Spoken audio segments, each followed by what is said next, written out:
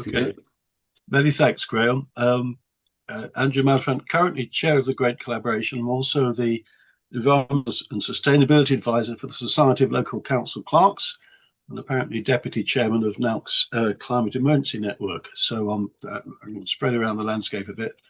Very much focused on supporting parish and town councils working with their communities in responses to climate change and nature recovery.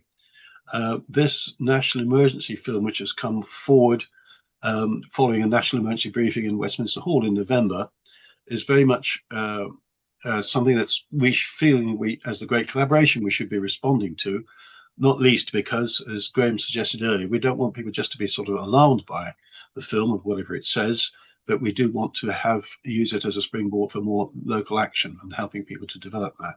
So before I start my presentation, is there anybody here present who has already seen the film because it was launched yesterday? Okay, David, do you want to tell us, David and Sheila? David, first, David, do you want to tell us what your reaction to it? How did it land with your audience? It landed as you would expect, actually, and some people a bit shocked. Some people would have seen similar before in days gone by when they were around 8 years ago with kind of Extinction Rebellion type presentations and when all the climate protests were going on. Right. I was quite relieved that somebody's doing something now to counter all the politicizing of the climate crisis, and that there's now a vehicle that says, well, look at this.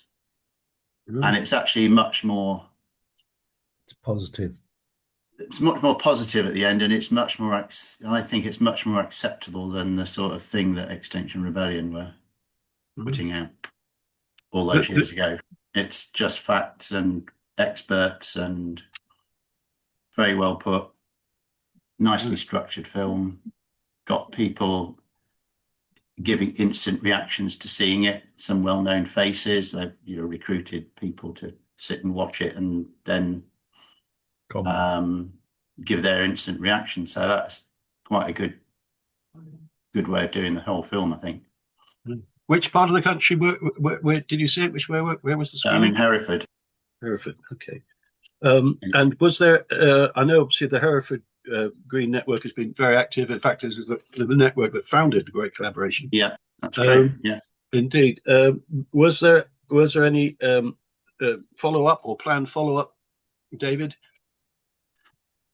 There were quite a lot of suggestions of planned follow-up. I mean, most of the things that are in the film, they give you some actions to do, in accordance with their strategy. So write to your MP, make sure see if the MP went to the briefing. If they didn't, ask them why, show that they see the film, come to a briefing. I can't imagine you get many MPs turning up to a briefing. It's quite an intensive place for an MP to go. When you watch this sort of film, they'd struggle to defend themselves, I think. Yeah. But write to your MP. And say that you want a national screen. Their main focus is they want a national screening on prime time TV. Yeah. So that everybody sees it at the same time.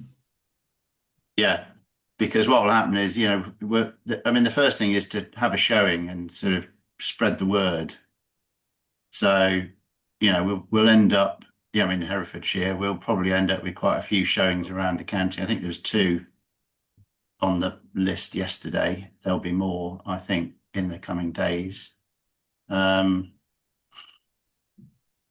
get people along. But you'll only get the people that will come along, unfortunately, will be the people who've already seen similar type films, similar type knowledge.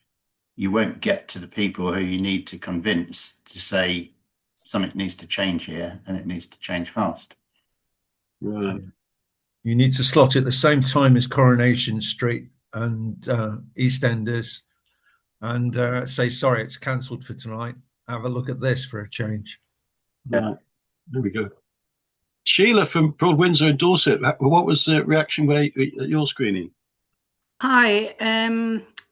I'm not a councillor. I represent Broad Windsor Parish Council in West Dorset, and I'm also part of Beminster Area Eco Group. And Beminster Area Eco Group is hosting a showing on the 24th of April in Beminster, to which we've invited local councillors and various other people, faith groups and anybody else that we can think that might be interested. I went to the launch in Bridport yesterday evening, and it was very well attended, but as the other gentleman was saying, probably by those who are already faithful to the cause. I personally found it very powerful. And I liked the way that Chris Packham was sitting casually with various groups of individuals watching it and just chatting, and their reactions were the reactions of people who hadn't thought much about these sorts of things before. And I thought their honest reactions were great, because people will be able to link with that and say, I'm not alone. I don't feel so stupid. Other people think like this too. And we need to find ways of working as communities to spread the word. I mean, I've always been asking, how do you get to people who don't want to know, aren't interested, have pressing other social problems to deal with, and thinking about what's going to happen with the climate is just beyond their ability. How do we spread our message to include those people and make them not afraid? I mean, we can't be afraid and panic. We've got to do things in measured ways. But overall, I thought the film was brilliant. I thought it was really well produced, well presented, and accessible to absolutely everyone. Thank you very much, Sheila. So really what I wanted to come out of today's discussions is, what are the other ways that we can do what Sheila's just described? How do we engage people? How do we support them? The things that we can do. In fact, what neither of you has said is that it is focusing a lot on community action and local action. What you've said is that it's very much looking at still going for your MP. Is that fair?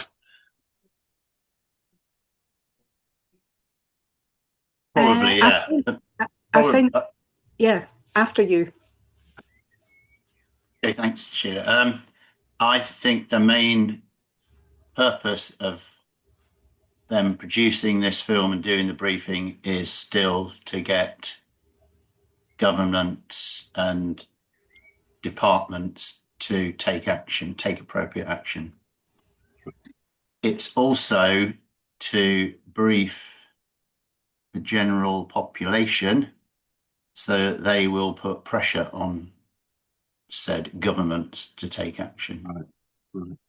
So it's very much about their agenda. Yeah. I think that's what I don't think it's saying you should go out and do this and recycle your yogurt pots, and it's. I mean, a lot of people will do that, but it's to take political action and vote. Contact your MP, get them to vote accordingly. Right. I think that's what the message is when you go onto the website. It's a really good website that the emergency briefing have got of what they did. That's my take from it. Yeah. Is that your take as well, Sheila? Generally speaking, yes. I think we need leadership from the centre, people taking action, doing more. And, they promise so much in their manifesto, the current government, and they're retracting all the way at the moment. Can I make a suggestion, Andrew? Go for it. In relation to your MPs, if you've never done it, I certainly have with all 5 in Shropshire, is looked at their actual interests. That's the ones that are actually recorded at the Houses of Parliament. And my own personal MP for where I live, he actually works and has got money coming in income from various oil companies that he works for on the side. So I know for a fact, because I've written to him in the past on these issues, and Andrew knows I've been banging this drum for a long time. Indeed. I've never had one response from my MP in relation to it, not even an acknowledgement.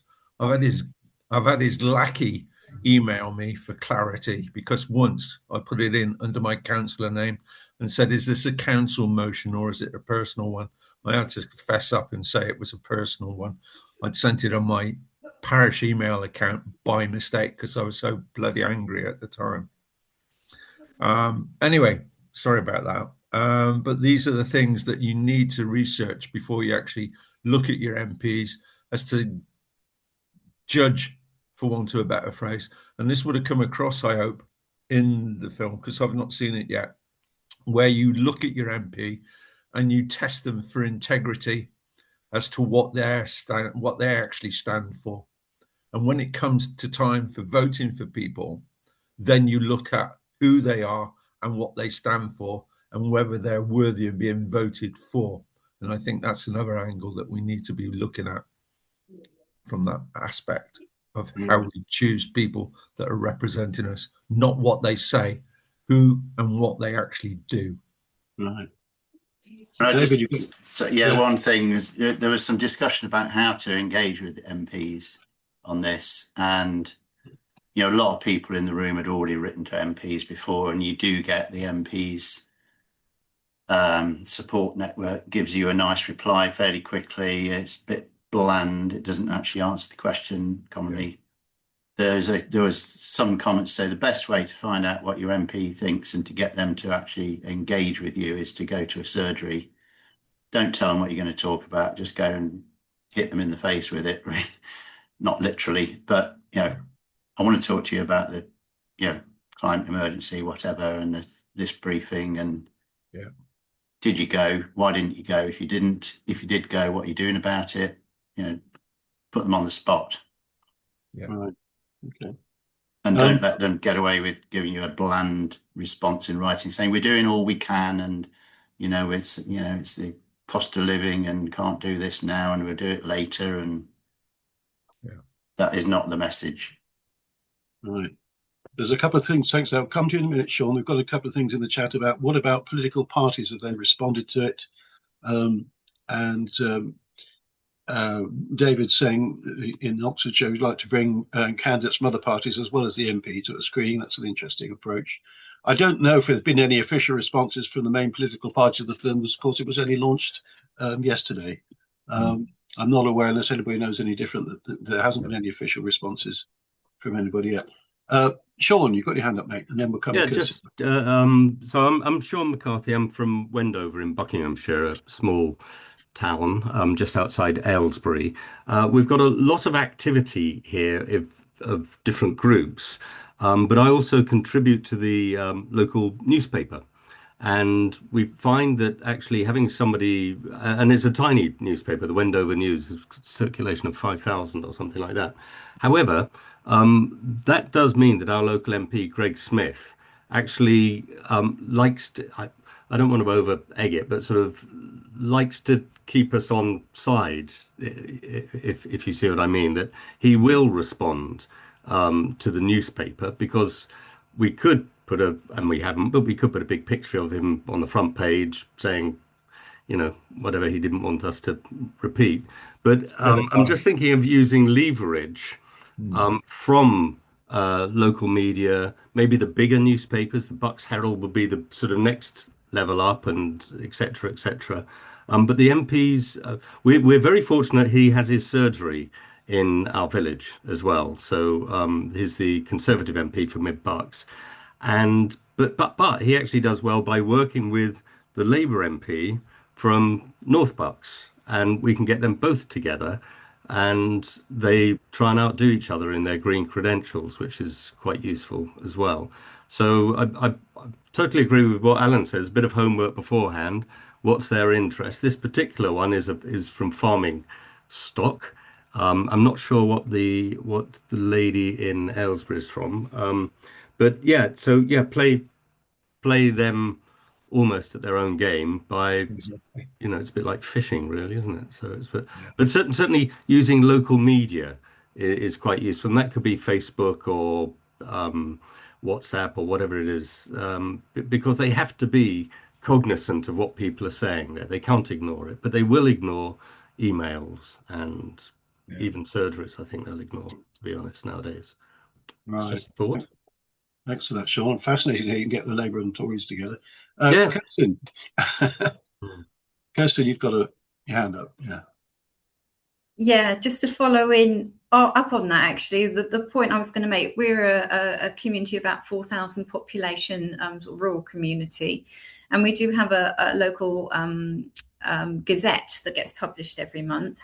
So I was thinking any other rural communities of a similar ilk that have a small paper, whether or not they've got a reporter that goes out and actually records the event and finds out people's reaction, then writes an article about it, might be a really good way of trying to engage those that perhaps aren't on social media, the harder to reach groups perhaps within the parish that will read a physical copy of a local magazine news from the village, or sit and read a physical copy but won't look at social media. So I think actually, as a result of this meeting and listening to the other contributors, I think that would be a really good way, trying to get the editor of the Gazette to come out and actually watch the film with the other members of the community and get them to write. Whether it might be good press, bad press, you don't know how they're going to react, but obviously it does get the message out,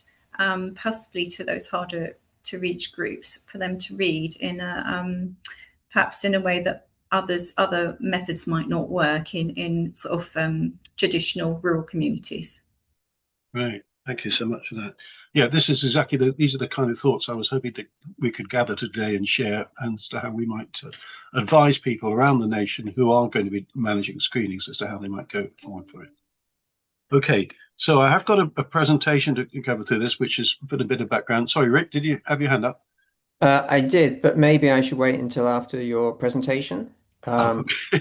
It depends what you're going to say in your presentation. But so the broad point I'd like to make, and you tell me if I should make it now or later, is we're thinking of taking a slightly different angle in terms of not so much focusing on influencing our MP, but focusing more on what can people in the audience do collectively. And that being the action to focus on as much as trying to influence our MP to vote the right way. Great. That's very much what I'm about to talk about as well, as you might be unsurprised to know, as we've been in touch for some time. And the great collaboration is very much about getting people to work together at local level and how we can do these things. There is a space for campaigning, of course there's a space involving our MPs, but there's another opportunity to do stuff locally as well. So we can see how we get going with that. Okay, let me get this up to speed.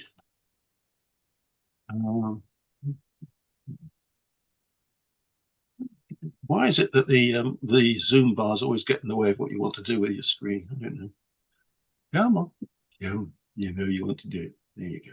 So, People's Emergency Briefing, which is what they're calling the film, as opposed to the National Emergency Briefing, which is what the November showing. Local responses that help raise local resilience, because there is an opportunity perhaps to re-engage more people that have not been engaged before, but also there's a concern that people don't get so overly alarmed that they get a sort of negative reaction to it all. In terms of letting people know what's going on, there, of course, a lot of places are having floods that they've never had floods before. So there are places where they're perhaps already have experiencing some of the things that the emergency briefing is talking about, and therefore there will be already perhaps being some groups and activities happening in some parts of the country which are not happening in others. So in a way that people will have heard a certain amount of what's going on already, but it's going to be patches across the nation. Talking about resilience, which is also a very common phrase that's coming up the numbers lately. Harnessing local resources and expertise to help themselves. And I think this is, it's rather a bit wordy what the government has said there, but I think that's I like that part of what they've described there, is that how we can, if you like, help people to help themselves to prepare and respond from disruptive challenges. There are going to be more challenges likely as we go forward in our lives. And my personal view is that the more we can get people used to speaking to each other and working together, with each other's groups, with the local parish and town council or whatever, then the better. So there we go. Just to give us an idea of what was said at the full November briefing, and I don't imagine all of this has been put in the film. We had 9 different experts talking in November, and this is the filming of that is available on their website. We've lost 53% of our biodiversity in this country. I think we've enough people that will know about that. The climate, Speaker said, we keep burning fossil fuels, temperatures will keep rising. Understand. UK getting wetter in winter and faster than models predicted. That was these are just elements from the summary of the published summary of what the Speaker said in November. Biggest risk, the failure of the ocean current that keeps the UK's climate mild. I went to a presentation last year, and scientists were saying once the Arctic ice totally melts, then the equilibrium in the North Atlantic will change, and we won't be becoming a temperate nation anymore. We're pretty much the same latitude as parts of Canada, and we'll be getting still heat waves in the summer, but we're getting a lot worse winters, and we'll also lose a certain number of food growing days as well. So that's what was being said there. Food security, again, we're importing much of our food. We had heat waves in Spain and North Africa last year, which reduced the number of salad crops available in our supermarkets, and apparently we're going to expect the same today, and they've had floods. So there's things to talk about.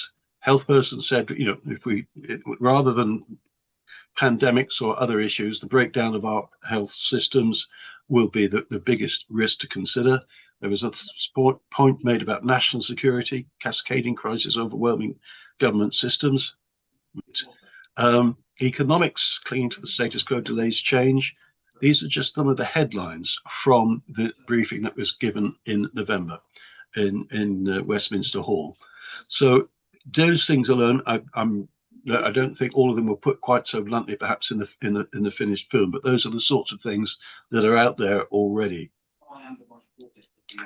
So what I'll do then, for those of us who may not have seen the trailer, I'll put it on the screen, and we can just see it. Only takes about a minute, and then we can see it. Here's the bit on the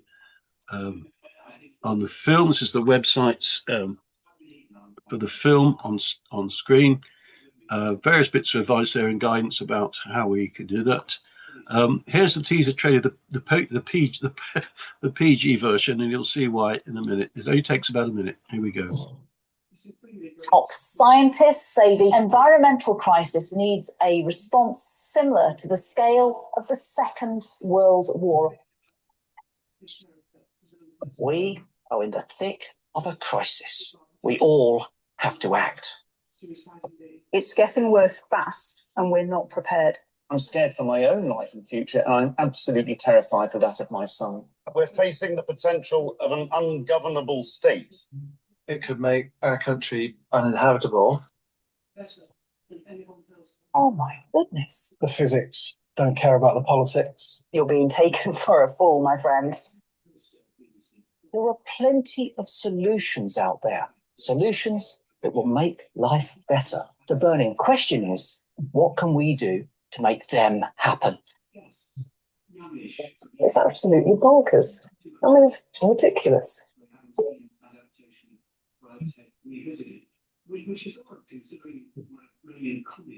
I think you can see, where are we? I think we can see where the PG version came in. Thank you, Jennifer Saunders. I've just paused the screening for the moment. I was encouraged by that trailer that they were going to talk about local action things to do, but David and Sheila, that doesn't seem to come through in the full film. So that's interesting. Okay. We'll go Well, back. I'll just reiterate if I can.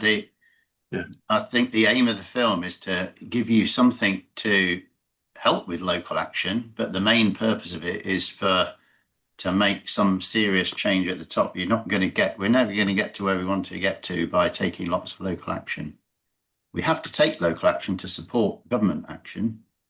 So local action's a must, but it's not going to do it on its own. Yes, we need every level to be engaged. Yeah, what we're absolutely. talking about is how we can do things locally in particular. I think what I took from it was that they are asking the government to go into an emergency response as they did in COVID and take things centrally. Right. So that people have to do things to a degree. Okay. Well, it'll be fascinating to see what kind of responses we get from government in due course. Okay, so that's where we are with that. Thank you for that. Here's a picture that I took this morning of where the current screenings are. As you can see, there's lots of them happening around the nation already. There's about 500 that have already been booked, apparently, and there's another 700 inquiries. So over the period of the summer, I expect we're seeing these more and more. And certainly, if in our own areas, if there are people that are, if we're not showing a screening ourselves, maybe other people in our parish, town, or area that's doing that. So we may need to be thinking about how we get involved and prepare for that in any case. So there we are.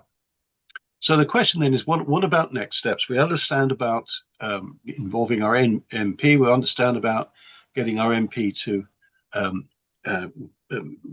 campaign within government or at government to make some response. There is a facilitation guide that for screeners that the National Emergency Briefing Team, the NEB team, have put out. They're talking about a next steps guide, which is going to be helpful about what people do after the screening. That hasn't yet been published. You'll see something on the left there that the Climate Emergency Network, who have also been closely engaged with the National Emergency Briefing team, have been putting out already in terms of getting together with organized, having local assemblies, building resilient networks and so forth, which is very much in line with their ethos as climate emergency centers. So that's already being promoted around that network, and they're looking to have more climate emergency networks around the country. Certainly in terms of people screening the film, some people will, as we've already heard, some people have already been engaged in climate action and nature recovery. Some have never faced the issues before, or again, as somebody else has already said, being too busy with their own issues. Some people are really having to spend a lot of time and effort keeping body and soul together with their families. If we're going to involve people in different groups and different organizations in our area, we have to think about that, one message is not the same message, not necessarily going to reach them all. We have to think about what messages that we can share with them, how we can reach them. And the audiences will need to be offered a pathway and somehow to feel empowered to take action together. Rather, obviously, once you've written to your MP, that's one thing. What else can we do collectively? So that's the sort of thing about the next steps guide that I would like to see. I haven't seen it yet. So my question was really for today, what extra support can we offer? And this is very much speaking with a great collaboration hat on. Certainly for screeners, we would say find out what local action is already happening, and because that's important to know, and invite those people along to the screening. If there are local group leaders, we're talking about different different interests, different groups, whether it's church groups, WI, special interests, sports clubs, Rotary Club, you name it. If people are going to work together collectively, there needs to be local leadership. So people that are already leading local groups are probably well worth inviting along to a screening, as well as people already doing things. The one thing advice that has come out of the National Emergency Briefing Team is, yes, collect some names, have a follow-up meeting as to what people might be doing next. So that's the one bit of guidance which is already available from the NEB team. So that seems to be very sensible, not just treat it as a one-off. Let's have some other things that follow on. They have produced a facilitation guide for a process on the day. If we're going to get people to come to a future meeting and get engaged, you can have our hands in the air, you can have people signing up. There's different ways you can be doing it, maybe a WhatsApp group or whatever, but collect details of people at these screenings so that we've got a group of people to go forward. And then those people that have organised the screening, those people are engaged in future action. We need to prepare follow-up and subsequent meetings. So that's the sort of advice that we might give, which I'm prepared to give already to putting out to people who are screening. I'll be sending this out around the parish and town council network shortly. I did really want to see the NEB team's own next steps guide before I did that, but it's not been available just yet. So my question is it enough to just offer pathways to action? This is something that very much that Great Collaboration has been doing, certainly very much that Carbon Copy has been engaged in. Is that enough at this stage? Do we need to be more, do we need to speak differently rather than just saying to people, there are things that you could be doing and it's working well in other places? So that's a bit of a question to me, because I don't know about yourselves, but being told to do something doesn't always sit well with me. But how do we do these things, get more people engaged? We have produced our own 10-minute film. Keep that thought for a minute, David, because we'll stop and have a chat shortly. We have produced our own 10-minute film as to what people might be doing subsequent to the meeting, and I can show you that a bit later. But what we're saying to people is, look around your area, connect with local people, of course, local evidence of what might be done, local opportunities, local ideas. Say that you're going to be doing something. It doesn't necessarily mean declaring an emergency, but certainly from a town or parish council's point of view, say that there is something happening that you're doing, because that's important for people to know and possibly join in with. Start with something simple at the local level. Planning applications are coming forward with all kinds of issues that may or may not have taken account of the environment, and we all, as town and parish councillors, have to respond to those applications. So to be thoughtful about what they're saying, not just about biodiversity, but about other issues as well. Work with other people and certainly share good practice with others as we're developing things locally. So that's the sort of summary steps that we ought to be saying. But what else? Communication's important, yeah. Keep calm and work differently is the best idea I've come up with so far. But what are the messages? Because the same message won't reach everybody. We can offer practical support, community climate action, provide action workshops. Climate Psychology Alliance are doing some workshops on how do you help with people who have come to these screenings from different backgrounds and different concerns, and be thoughtful about the people element of people turning up, and what to do, be alert to that. So that's an interesting contribution. They also do a sort of a train the trainer program. If we're going to offer practical support, 500 filming screenings already. If people are going to take up the offer of support, then we're prepared to meet the demand. But what else? We're giving a quick gallop through what we might be doing. We've had a talk about it. I'm going to stop sharing again and say what else might be done to support people who have seen the film. David, you had your hand up a second ago. What was it you wanted to share? It was only because I think at the time you had a slide up and we were talking about the carrot or the stick. Yeah. And it was just a reflection of something that was in the film. There were the last couple of presentations were to do with it, the economy and the energy transition progress and such like, and they were quite positive. They ended on quite a positive note that how cheap renewable energy is compared to fossil fuels, and how cheap it is compared to having oil price shocks that we're currently going through. But they did go, and then they said how fast the advancement was going. They seemed to be making a case that wind and solar and EV take up was faster than expected. But there was a comment, and it wasn't driven home, but it did say we could accelerate this further by mandating some of this stuff. So that's presumably to do with potentially planning, building regulations, for instance, maybe bringing back the EV target, but I think disappeared. Then, to bring it on, it's already happening faster than they thought. So just make it happen even faster, I think. It wasn't very specific, though. I don't know if Sheila can remember anything more about that particular point. Sheila? I think what you've said is absolutely accurate, and I don't think it was specified, but I felt the film did end on a positive note, that there are things that can be done. So we just need to do more lobbying. We need a lobbying group that is as impressive as the oil lobbying group, because we need to counter them. Right. Although they are rich and we are not. Indeed, yes. They're even richer now. Yeah. Yeah. That's the trouble. Yeah. Yeah. They are richer. Yeah. Graham, you got your hand up, mate. I had several points following your presentation and what David's been saying. And I'm going to ask Kirsten Rayner to cover her ears because she's going to go pink with embarrassment. But we've seen in various banter sessions that volunteering is far more powerful than getting people to come along and do what they're told to do. And I think that if you've got enough people interested at the screening, then to follow up with something along the lines of a community climate action plan where you get the community together, they've seen the film, so now what do they want to do about it? And they determine what is to be done.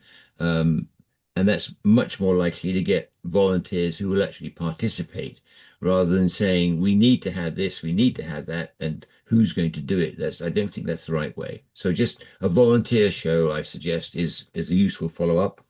And to produce a plan of action by people volunteering ideas and then taking their ideas and saying, okay, let's go with this one or that one.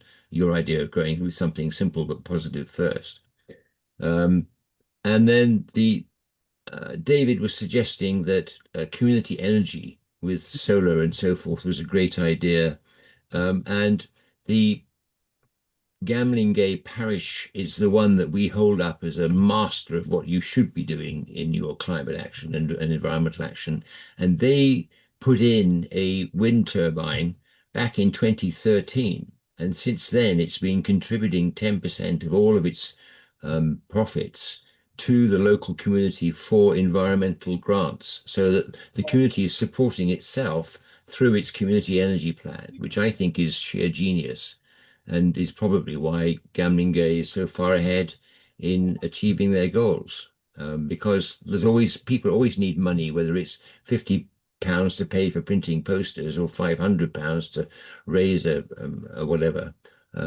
But if you've got the money being generated by your own community energy plant, then I think that makes a colossal difference.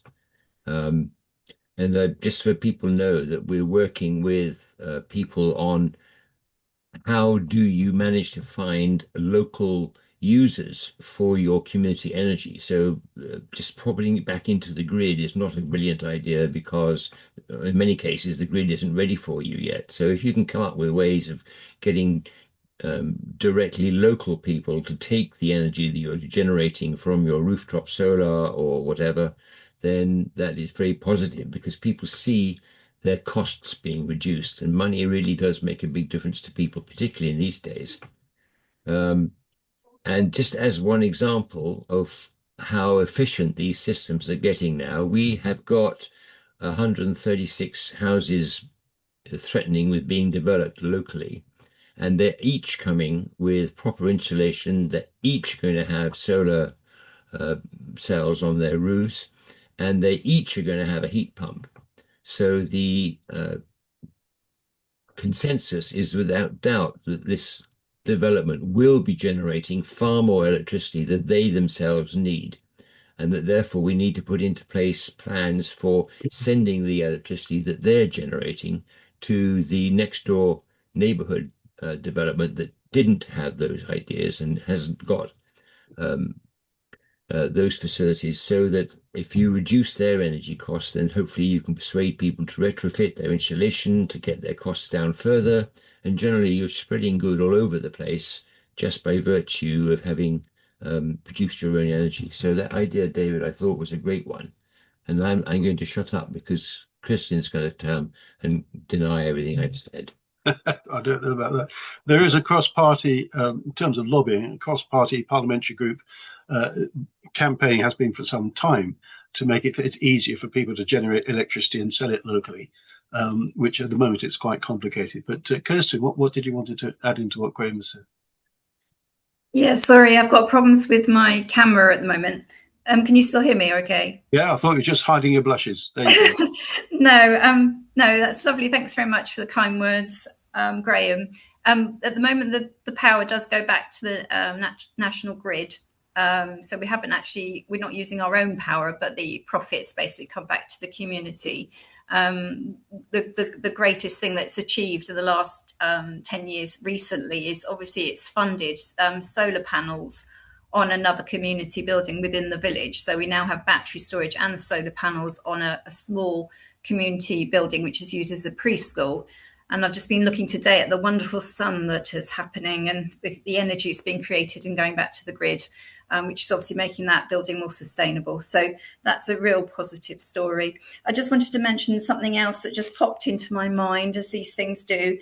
Obviously, in the areas in the country where we've got local government reorganisation, there's going to be whole new councils being created in the next 6 to 18 months. And it may be a good idea to try and come up with some kind of manifesto as a result of the national emergency briefing that we want these new councillors to be able to uphold and use potentially in our local areas to support our local community. So that might be something that could come out of this process to actually come up with something that we would like from a local area that can be used obviously nationally from our new councillors. So it was just an idea.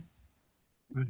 And I think the turbine is currently generating about £10,000 a year for local projects, which is quite amazing. That's it. Yeah, lots go into. We've had a pocket park, about 5,000 trees go in. We've had lots of hedge planting and lots of environmental projects as a result. So, yeah, it's been fantastic. Great. I've got 3 hands in the air. If we go Alistair, then Rick, then Piers. Alistair, would you like to go first? Isn't the way of grabbing people's attention the risk of damage to their health, wealth, and family security likely to get their attention rather than anything else? Right. Okay. That's right. I think this is getting into the detail of how we reach people and how we engage them post the film, because the film perhaps doesn't say those things quite clearly, but as you say, that's going to sit well with some people. Does that very clearly. The well-being of their families, indeed. Yeah. Okay, thanks for that, Alistair. I made that note. Rick? Yeah, different point, which is us wanting to offer up another resource. I think the knowledge base is a useful place for people to go. And I know you're building that out. Yep. One of the things that we have done very recently is we've done a big piece of research and an action guide that helps people that want to work collectively together. It's the how they can do so rather than the what. So to your point around the next steps are going to come out of discussions that people have locally, and then they'll decide, and then those people that are ready to act will want to do so. Hopefully that'll be involving people from different groups, local councils, as well as maybe some companies, as well as some community groups. But how do you get those groups to work effectively together? And this is an action guide to help those people that are ready to take that next step. So would love for that to just be added to the knowledge base for those people that want to then do something above and beyond the political pressure applied to your local MP. Can you drop the link in, Rick? Yeah, I'll put it in the chat. Yeah. Is this the change print?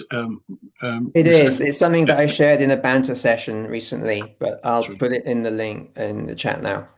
Sound. Thank you very much, because that's those places that aren't already connected, and heaven knows government isn't joined up. Very, very, very, very necessary. Thanks for that, Piers. Sorry, Piers, next. Thanks, everyone. It's been really interesting listening to some of your points. I guess just living in a parish that has a wind turbine that had community funds, I can agree strongly with what benefits that can bring to the community and be a sort of light a match for other kind of important community action. The important thing is that it is community owned, and unfortunately, the turbine in our village was sold on, and so the community benefit doesn't actually exist anymore. But I was just also thinking about that leverage into how to get people involved, and quite a lot of stuff that when I used to work for the district council and kind of we do at Forest Dean Climate Action is to talk about the shared benefits of climate action. So to frame it in what's relevant to people, obviously cost of living is a massive issue at the moment. And I think kind of in those next steps, and that's a really important way to pull in people beyond the usual suspects. But what I was interested to ask those of you on the call was, we're thinking about putting on a screening, but I've talked to other people in the area who are also kind of interested. And it struck me that actually trying to put screenings on that are not being put on by any one organisation or person, but as a sort of a group of organisations, seem quite a sensible way to kind of approach it. So it's a kind of, it's not coming from any one person who might be, or group that might be conceived to have a particular axe to grind, or and that hopefully would widen kind of the number of people that kind of come along to your showing. Yeah, that sounds good. Does that sound good, everybody? Yeah, that's not something that the NEV team themselves have majored on, but it's something we can certainly put out there. Because then that's getting different groups involved. How about that? Yeah, you like that idea? I think it sounds good. Sean, you got your hand up, and then and it actually follows on from what Piers was saying, in that I think the first thing you've got to do, which actually came up in that poster, was to identify the various stakeholders, not specifically for this topic, but identify all stakeholders, whether they're church groups or whether they're whether they're looking at energy or whatever. We're kind of fortunate in Wendover in that we've got HS2 digging up our village, and that's acted as an external threat for a whole range of different organisations, from the cricket club to the farmers and that's gelled everyone to work together. I'm not suggesting that you encourage another HS2, but if you can identify something that is external to your core aim, which might be growing food or whatever it is, and then getting the various groups that you've identified in your stakeholder mapping, and then finding common ground with them, whether it's one extreme it's the schools, or it's the cricket clubs, or it's, as I said, the farmers. Couple of other points, if I may, just briefly.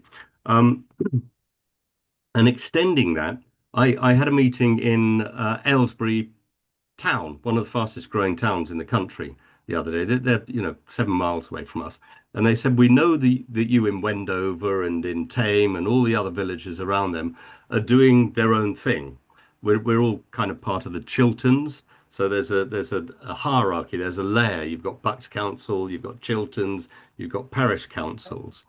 And they said, we as the town hardly ever get involved or invited to these things. Yet we've got 70,000 people here, and we've got lots of people that would like to volunteer, but there's nothing for them to volunteer for here. So my point is, we're a small village. Others on the call tend to be small villages. Have a look at your local town and see how you can get them involved, because they've got actually huge resources, or may have huge resources of people and buildings and separate funding as well. I've made a bit of a list, and I'll put them in the thing. We also showed 6 inches of soil, which is about regenerative farming. Right. And there's a massive overlap between that and resilience. So you've got another group coming together, and this is about showing making people used to seeing these films. So 6 Inches of Farming, this particular one, you know, there'll be another one coming along later about something else. I don't know what it is, but making it almost a campaign of informative films will be important. And to that extent, I think showing the film once won't make much difference. I think you've got to keep repeating the message because there will be people that weren't there that wanted to see it, and people forget things. And you know, in sort of the advertising world, you've got to repeat it 7 times. I'm not suggesting showing the film 7 times, but maybe in 7 different venues close. We got people coming in from Amersham, which is 10 miles away, to come and see 6 Inches of Soil in the village hall here. But yeah, I think banging on about the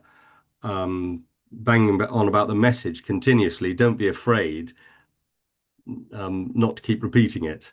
I think that's it. I'll shut up now. No, that's handy. I'm delighted, by the way, people, that all the ideas that are coming forward is exactly what I was hoping for from this session. Alistair, is there anybody that's the possibility consequence of war? We seem to be threatened by Russia through support of Ukraine. So we're being threatened by Iran by support of the Arab countries. I don't know if this film or you've got something in mind to cover that, but I think it's something which should be thought about. Even I know it sounds terribly antiquated about civil defence, but at the moment something happened, I just wonder if anybody's actually put their heads together as to what they advise people to do. That's a good point.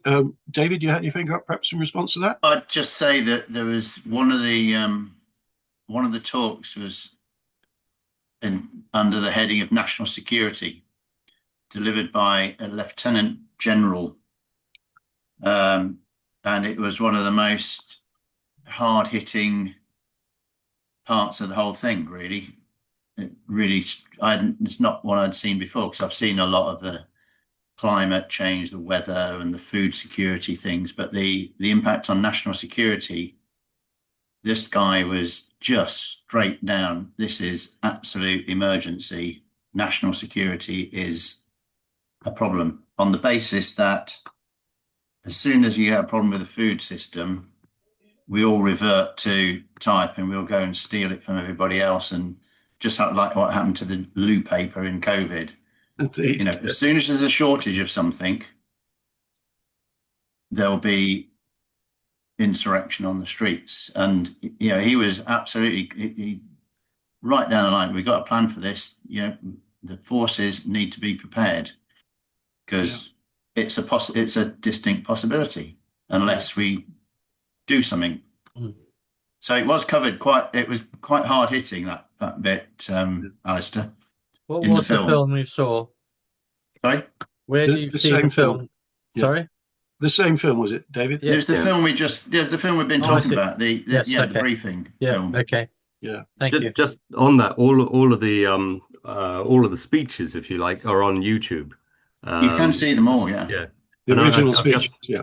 I've just noticed that GB News has a 3-hour thing on it. I don't know whether they've commented on it or not, but one thing, sorry, about stakeholders. We've got RAF Halton next to us here. So if you've got a local MOD place near you, it is worth having a chat to them about what their contingencies are. And that's we're on regular discussions with MOD here.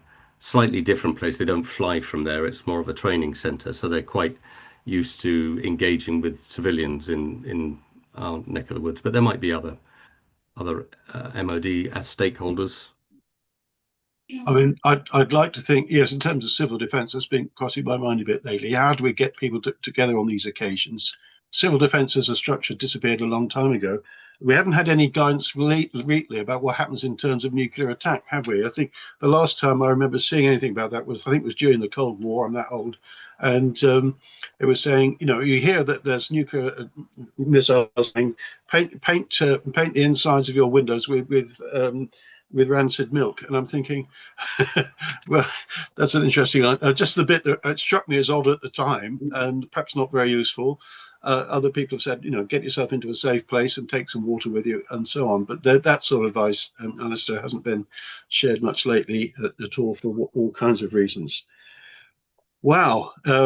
Yeah, I think my big thing is food security. And there was actually a big farming plan produced by a chap called Henry Dimbleby during the Boris Johnson premiership, which went into quite a lot of detail about how we might look at these issues, particularly around farming, more effectively. As far as I'm aware, it's never been taken up and attempted to implement it. I know there are farmers' action for wildlife groups around the place. I don't know, have no connection with the National Farmers Union as to what farmers in the mass are thinking about all of this and whether they are responding to certain people saying, oh, we should have more of a plant-based diet, okay. But I think the issue about food is that we need food of different kinds, in a hurry. I remember reading once that Winston Churchill apparently said the thing that really bothered him during the Second World War was the North Atlantic, about the supplies of food across the Atlantic. That was the thing that really kept him more awake at night. We've been importing our food for a long time. We needed to import food in the First War, let alone the Second War. So there we Sorry, go. I forgot to put my hand up, but I've dropped something in the chat, which is the report that's just come out from Professor Tim Lang, about it's called Just in Case: 7 Steps to Narrow the UK Civil Food Resilience Gap.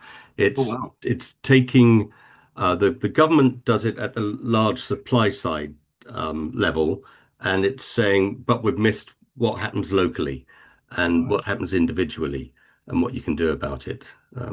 So that's there's the executive summary, but the actual report's 300 pages long. You might not have enough time to. I'm glad there is such a thing. Yeah. Drop us the link, Sean. I'll have it as bedtime reading. It is in there, probably about the 3rd link down, I think. He's put it in the chat, Alan. Yeah. In the chat, sorry. My apologies, I've missed over that then. Yeah. Unless I didn't do it properly. Alistair, you wanted to say some more? Yeah, I am a farmer. Oh, good. I think you should be very, very worried about your food security. The weather last year in the summertime, not only was it short of forage for the winter, but it affected the conception of the cattle, the hot weather, and it's not only that, it's the economic and the government actions against us. It's a bit scary what's going on. A lot of people are getting very disheartened, and my son, he's 49, and I hope he's taking the place over for me as far as he can. And he put his head in hands about a month ago and said he doesn't know why he's bothering, because he could, until they changed the tax laws, we were going to be landing out with a horrendous thing and having to sell the farm if I died within 7 years. So it's the whole thing is a bit hairy in agriculture, and the food. You're relying on food coming from other countries. We were great for importing from Africa. Now China's got that tied up. And we're now buying in lamb from New Zealand, which has had to travel halfway across the world, and the cost of that and the pollution. You just think you just can't go to a supermarket now and look behind the shelves. You'll see the front row of all the goods, and then behind there's empty spaces. It's just in time. I think you should be very, very worried about what's going to happen, unless you're good with a can opener. Right, indeed. I share that concern. Thank you very much for the farming perspective, Alistair, because I don't have close links for the farming community, but it's great to have you on the call to think about that. In my parish, where I live in the Forest of Dean, there's a patch of land that is owned by the parish council that they're not doing anything with, and it'll be a drop in the ocean perhaps, but maybe we could start growing some vegetables or stuff on that, at least for the less well off in the community. Well, there's a lot of council houses in the village. They've got huge gardens. They're built in the 50s and 60s. And the whole idea was the chap had a family, grew it on the back of his garden, and grew most of the stuff for himself. And now it's just lawn. It's such a waste. Right. There's quite a strong move, around here in supporting in encouraging allotment and home growing and stuff. I mean, it's not going to solve the resilience. I mean, we will always need the farms to do the heavy lifting, but to do the sort of feeding in some of the high value things, I mean, like bringing in blueberries from Chile is ridiculous, you know, when they can be grown locally here. But we've got wild belts in the region here where we've got you know, things being grown on that, and then that has honey, you know, bee things on it and what have you. But what was I going to say? Anyway, right, sorry. Yeah, but yeah, food resilience has to be number one, I think. Yeah. I sometimes refer to myself as Mr. Allotments because that's one of the few statutory duties that parish councils have got. Yeah. And so to encourage them looking at that. Then another example of how we need to work at different levels, isn't it? More immediate local level, certainly with the farmers, supporting them in many and various ways. And certainly it'd be nice to see if government can pay attention as well. And supermarkets aren't going to save us, are they? Not really. We'll be thinking of other ways of doing that. Yeah. Wow. I've been making notes as well as we've been recording this session. I think we've had some great stuff today. Very, very timely. If you like, I can show you the 10-minute film we've created to go out on the back of the NEB film. Sure, I can show you that. Has anybody else got any points they want to make straight away before I put that on screen? No? My only quick question was, are you all linked into the Community Climate Action group? Yes, indeed. Yeah, Jules Thompson. Oh, God, yes. Yeah, exactly. Yeah. Oh, yes. Very much so. Jules is keen to express his climate action workshop capacity across the nation. We'll see how we can get on with that. I thought I recognised him in your picture there. I'm not sure, but okay. Let's see if I can get this film up. And this is a 10-minute film.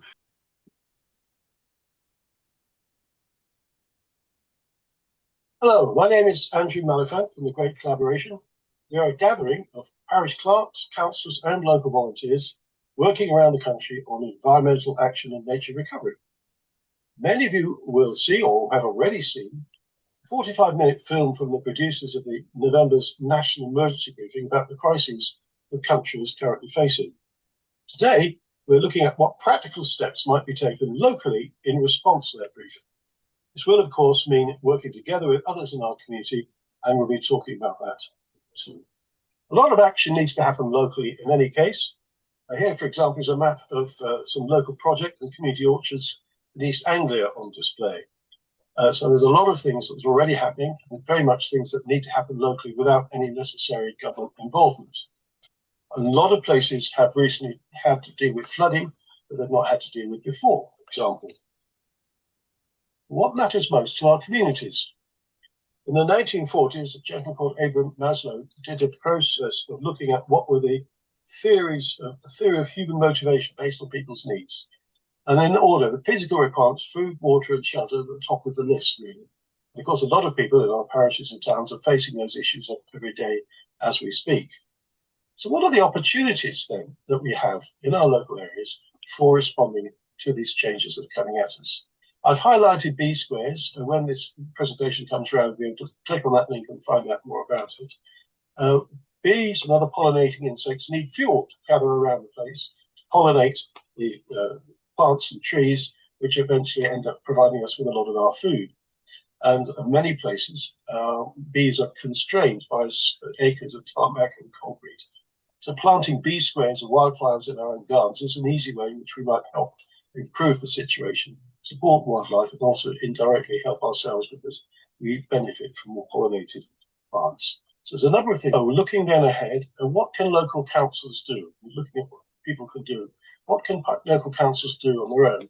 There's going to be a separate piece of advice coming around linking a whole host of things. But here are some examples of the things that we can do. And again, we've just been talking about allotments. There's a link there of creating the allotments, the processes of how we do that. Now then, when we start getting together with residents, there's even more things we can do. And here again is only a small sample. A lot of places now having to face floods, and we have guidance available through the Great Collaboration carrying out a rapid flood risk assessment. What are the things that are available or likely to happen in our own area, which we might be able to help deal with through volunteers rather than having to raise money for expensive flood defences? So we're going to involve the community. Well, how do we do that? We're looking ahead now to having this NEB, the National Emergency Briefing film, and I think having a public meeting following on from that film is the best idea we've heard so far. So when we have a screening of the film, there'll be some guidance which we're looking to develop, and hopefully also from the NEB team itself. But if we can say at our screenings, yes, in a month's time, there'll be another meeting to talk about community action, what we're going to do, come on down. So that's something we can strongly recommend going forward. And once we have that meeting, we can start talking about getting local working groups getting together to keep the initiatives happening. Today we've been in Colchester at First Sight, which is amazing, delivering a workshop trying to help the community to come together around what kinds of action they can take locally to improve energy resilience, really, and to make sure that their community has got what it needs in the face of the changing climate. Connecting people together is a really important starting point, and hopefully we can take something forward and build something. Just starting that conversation is a really important thing. Starting that conversation in a pub at a parish meeting or something like that, just to get it out in the open. That's what we're all about. It's community climate action happening right now today. We applied this in my last parish and persuaded the council to donate a piece of land, a couple of hectares of land. And then we held a meeting in the village hall and said, why don't you all come and tell us what to do with this land? And in a village of 700 people, we got 125 turnout, which we thought was pretty good. We asked them to tell us what they wanted to do with the land, and then we sorted it out so that those things happened. And then the volunteers came out of the woodwork like crazy. They're particularly useful if you get children involved. But once you start planting trees and hedgerows and bug hotels and ponds, and then everything goes smoothly from then on. We really saw it was a fantastic turnout of people. So if you want to overcome the reluctance of everyone to get involved, involve nature. Thank you very much. That's very good advice. Steve? Yeah, I think another way of involving people is through festivals and public events. I know it's an urban context. We've done a few in Norwich, for example, the Community Gardens project last year. We're doing another one this year, which is kind of celebrating the various community gardens that exist, which could be at very small street level as well as park size setups. So another great approach, particularly perhaps for smaller parishes, is clustering, getting together with other parishes nearby. People can work together about issues, certainly in terms of flood management. Flood waters have no respect of parish or town council boundaries. Wildlife have no respect of town and parish council boundaries. So there's all kinds of things that we might do. Particularly highlighted here the joint community energy project, which has already been mentioned once. People can get together and develop a community energy scheme. There's a big picture there of a big wind turbine built in 2013 in Gamlingay in Cambridgeshire. It's been, as you can see, a lot of people are involved. It's been very successful. It's now, as well as providing energy, it's generating something like £10,000 a year for the parish to be spending on community projects. People say, what are the powers and duties we have as local town and parish councils? Well, there are lots of things that we can do, which we not always be aware of. We know we have a duty to provide allotments that people ask for. That's a statutory duty going back over 100 years. We know we have to consider biodiversity in everything that we do. We also have a duty to hold an annual parish meeting. That may not be quite well known, but that is something that's very worthwhile in getting people engaged. So those are the duties that we have to do. But they have powers that we can use. Now, the power I like most is the one at the top right there, Section 101 of the good old Local Government Act 1972. We can work with high-level councils on their responsibilities and duties. So even though we don't have the power of competence to do everything we might like in our own, under our own aegis, we can actually, with their involvement, of course, work on whatever the district, counties and unities are doing as well. Funding is another issue that comes up regularly in terms of we're doing things for climate action and nature recovery. There are some fundings that we can have under our own control. As we know, the Section 137 funding, we have to create the funding within our own annual precept, but we can spend up to £11.60 per elector in the current coming financial year. And again, there's a link there to the climate action webpage for SSCC, where we can see a lot more detail about ways we can get money. I usually say money can't find people, but people can find money.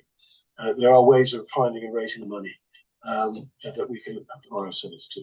So as you were talking about the wind turbine in Gamlingay, that was raised, the money for that locally with share options to invest in the company, and it was entirely funded by local residents and local businesses. So it's a really successful way of raising funding.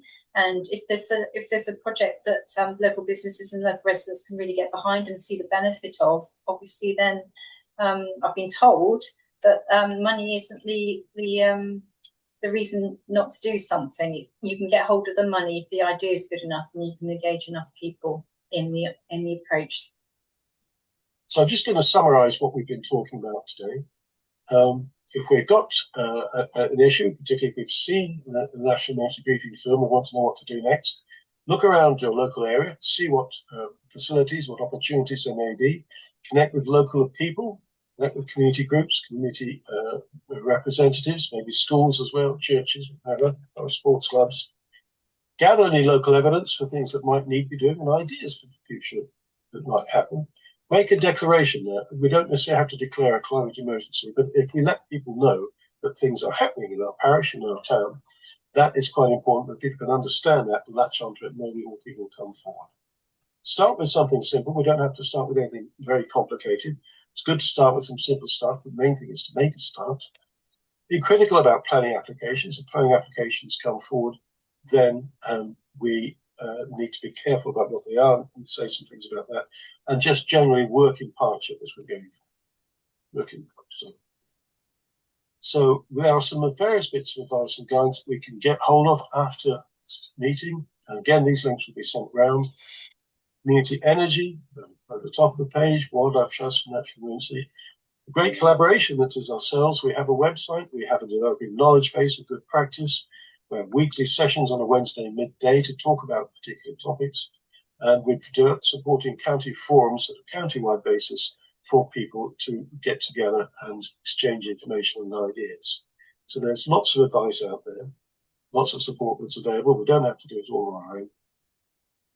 And if you would like to get in touch with us particularly, we'd be delighted to hear from you. There's our email address, hello@greatcollaboration.uk, and we're very happy to help people in any way, shape or form.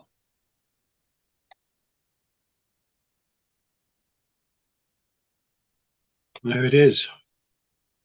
Got there in the end anyway. So I think that's, again, I mean, Rick Caselli's left the meeting just now, but that's really about what we were saying about the community action side as opposed to the politically lobbying side of things. That we actually did a recording of the whole of that Zoom session, so people can actually have a choice of seeing that, that sort of 10.5-minute version, or if they wanted to see the whole thing, that they can as well, which has obviously got more information in it. But what do you think, guys? Yeah, it's good. Yeah. And where will that be available? Is that available on your website or something? Yeah, it's now just being made available. It's just being posted on our YouTube channel. I'll just got the link from Graham this morning, so I can put that in the chat. Here we are. As I say, the plan is to have. I don't know when and whether the National Emergency Briefing team are going to produce their own X Steps guide or what's going to be in it. So I've been waiting a little bit certainly until after this meeting, but looking also at what the team themselves are producing, so that we can sort of dovetail with that. But if it gets to a certain point, the film is out there, it's being shown. We do need to share the joy as soon as we can. So that's now available on our own YouTube channel. But I said we're sending out. Well, I'll be sending it out via county offices of county associations of local councils, but also sending out through Society of Local Council Clerks to the parish clerk membership. So that will be available out there. Alan, obviously, we're busy looking at bringing the Save Our Shropshire impetus and website into the SLCC fold, and there'll be all elements of what we've been talking about today on what they're thinking. They're calling it SLCCE. Yeah, I know, it wasn't my decision. But there we go. Alan and his colleagues were instrumental in putting together Save Our Shropshire's initiative some while ago, but now handing the baton over to SLCC. Well, I've made lots of notes. We've had some great ideas here. I've got a couple of bits of briefing papers to go out with that film we've just seen, and I'll add in some points that have been made from today. And as I say, and it's great that David, that you and Sheila were able to be here, that had actually seen the film, and we'll see where we go from there. So we're not downgrading the need to speak to their MPs or speak to government, but we do need to do our own stuff as well. Need to act local. Yeah, great stuff. Thank you very much. Any more from you today, Alan? Any more thoughts? No, I think I've done enough damage at the very beginning. Thank you very much. How do we get on your mailing list? Shall I send you an email or something like that? By all means, Sean, if you want to put that in the chat. Graham keeps a list of all the people that have attended these screenings, so you should be able to get getting the notice of future midday sessions after date in any case, and of course you've been in touch with my colleague Jules in terms of working Wendover, but by all means send it across so that we make sure that you're enclosed. I have spoken to Mel, who's your county officer for Buckinghamshire and Milton Keynes, about establishing a county-wide forum for Buckinghamshire. We've done that successfully for Essex and Norfolk already, so that will be partly about in-person meetings, a lot about online meetings, but also using an online piece of software called Hilo, which allows people to share ideas in between meetings. And Jill's probably mentioned that to you when he saw you. Okay. We can push from underneath to. That's it. Yeah. That's it. Just become a nuisance. Yeah, I always thought there's two levels. There's sort of horizontal stuff where we work with people around us, but then vertically we need to push up through high-level authorities all the way to government. Absolutely. Yeah. Okay. Andrew, just before we go, I'd just like to pass on to Alistair that the fact is I think the farming fraternity is up for a renaissance because we're going to have to start to pull together like it was in World War II to actually be sustainable within this country, because we can't rely on other people elsewhere to supply our food. Yeah, definitely. I'm glad you appreciate that. Certainly. Totally. Yes, dig for victory as well. Yeah, there we are. Close. Also, we hadn't mentioned about water, which is down here. We've had a lot of cuts back and a lot of areas with thousands of people have been going on bottled water. Mm-hmm. And that's another thing. It's a serious job. But anyway, right. Thank you very much for your help and your. If I can just add one thing on that, I mean, if you can rope in your local water company, we're working with Thames to make a natural reserve on one of their disused sites. And that's kind of binding them in again, because they're not going to do anything that makes them look bad if they've already promised to do something. Right. It's a bit sort of twisting people's arms to get them to do something. Yeah. Well, Thames already look a bit bad, don't they? Anyway, never mind. Yeah, they look terrible. So anything that can make them look a little bit better, they're quite helpful. Yeah. Most of our water comes from aquifers. Yeah. And they're only now starting to talk about building reservoirs. So they've got years to go. They should have done things 20 years ago, and they haven't. Yeah. Which part of the country are you from, Alistair? Ashford, Kent. Kent. We're chalk around here, so the water just flows away. Yeah. Right. Well, they built a motorway through us, and they dropped the water table down by 7 meters. Really? Some of the old pumps are out of the water in summertime. Yep.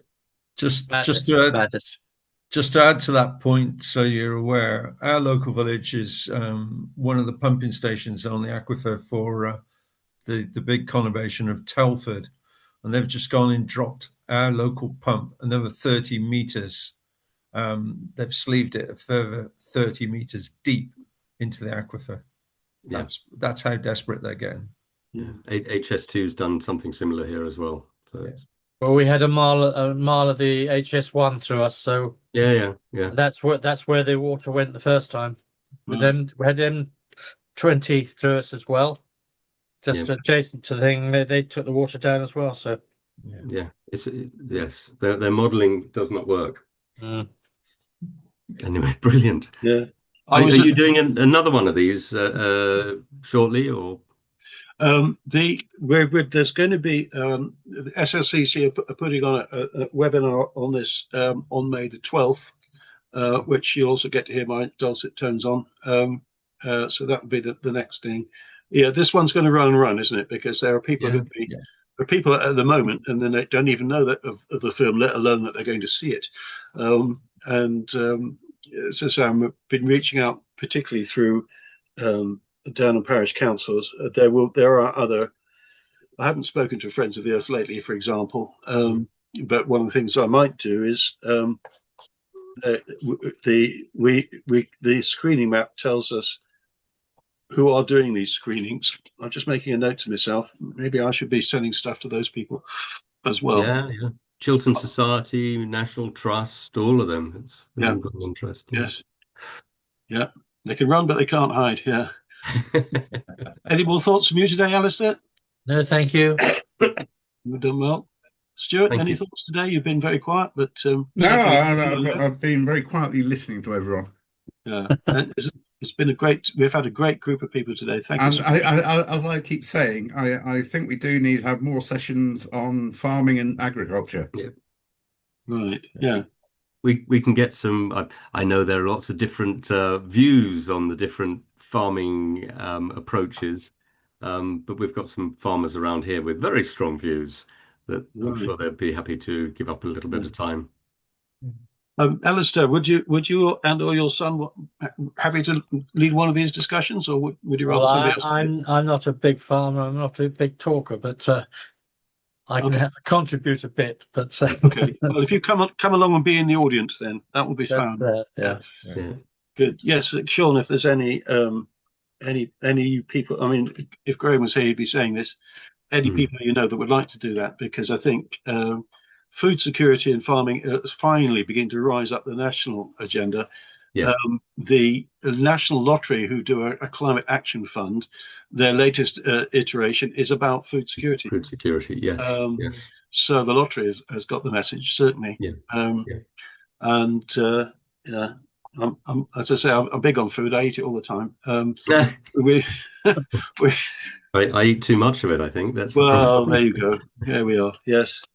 Thank you, gentlemen, for laughing at my jokes. It keeps me going for at least another week. I'll see you again, Andrew. Bye. It's been a great occasion. Thanks, Bless you all. Bye-bye. Thank you. Bye. Cheers. Bye for now. Great stuff. Wow. What a session, eh? My word. What a session. We'll catch up soon, Alan. I'll be up in Shropshire later in the year.